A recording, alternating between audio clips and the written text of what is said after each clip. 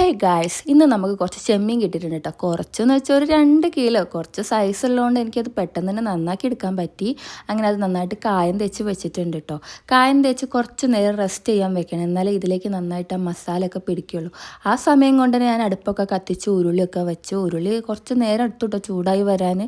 അങ്ങനെ അതിലേക്ക് നമ്മൾ എണ്ണ ഒഴിച്ചിട്ടാണ് ചെമ്മീനൊക്കെ പൊരിച്ച് വെച്ചത്. ശേഷം നമ്മുടെ എല്ലാ സ്പൈസസും ജിഞ്ചർ ഗാർലിക്കും എല്ലാം അതിനകത്തിട്ട് മൂപ്പിച്ച് സുർക്ക ഒഴിച്ചിട്ട് നന്നായി സെറ്റാക്കിയതിന് ശേഷം നമ്മളിവിടെ വറുത്ത് കോരി വെച്ചിട്ടുള്ള ചെമ്മീനൊക്കെ അതിലേക്ക് അങ്ങോട്ട് ഇട്ട് വെക്കുക. ഇതിൻ്റെ ഇടയ്ക്ക് 2-3 നമുക്ക് ടേസ്റ്റ് നോക്കാൻ പോയാലൊന്നും കുഴപ്പമില്ല, എന്നാലും ക്വാണ്ടിറ്റി കുറയാതെ നമ്മൾ അച്ചാറിനകത്തേക്ക് തന്നെ ഇടണം കേട്ടോ. അങ്ങനെ ഞാനിതാ പൊരിച്ച ചെമ്മീനൊക്കെ അതിലേക്ക് ഇട്ട് നന്നായിട്ട് ഇളക്കി കൊടുക്കുന്നുണ്ട്. ഇവിടെ എന്നെ ഇളക്കാൻ സഹായിക്കുന്നത് ശ്രുതിയാണ് കേട്ടോ. ആളിന്ന് നേരത്തെ വർക്ക് കഴിഞ്ഞ് വന്നുകൊണ്ട് കുറച്ച് ഹെൽപ്പൊക്കെ അങ്ങനെ കിട്ടി. അങ്ങനെ ഇതാ ചെമ്മീൻ അച്ചാർ റെഡി ആയിട്ടുണ്ട്. കാണുമ്പോൾ തന്നെ അടിപൊളി ലുക്കല്ലേ, എനിക്കിഷ്ടമായി കേട്ടോ. ഇനി നിങ്ങൾക്ക് ഇഷ്ടമായോ എന്നുള്ളത് ഒന്ന് കമൻ്റ് ഇട്ട് പറയാൻ കേട്ടോ.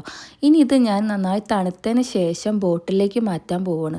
നന്നായി തണുക്കണം എന്ന് ഞാൻ പ്രത്യേകം പറയുന്നത് എന്തിനാന്ന് വെച്ചാൽ ഇതിനകത്തുള്ള ആവിവെള്ളം ബോട്ടിലേക്ക് തന്നെ വീണ ചെമ്മീനച്ചാർ പെട്ടെന്ന് തന്നെ കേടുവന്ന് പോകും, നമുക്ക് അധികം ടൈമൊന്നും കിട്ടില്ല. സോ നന്നായി തണുത്തതിന് ശേഷം ബോട്ടിലേക്ക് മാറ്റാം. അങ്ങനെ ഞാൻ ഇതവിടെ ഏകദേശം 1 കിലോളം അച്ചാറാണ് 2 കിലോ ചെമ്മീൻ വെച്ച് ചെയ്തത് കേട്ടോ. അപ്പോൾ അടിപൊളിയായിരുന്നു, ടേസ്റ്റൊക്കെ ശ്രുതിക്ക് നന്നായിട്ട് ഇഷ്ടമായി. അപ്പോൾ വീഡിയോ ഇഷ്ടമാണെങ്കിൽ കട്ടയ്ക്ക് കൂടുന്നോളൂ. ബൈ, ടാറ്റാ.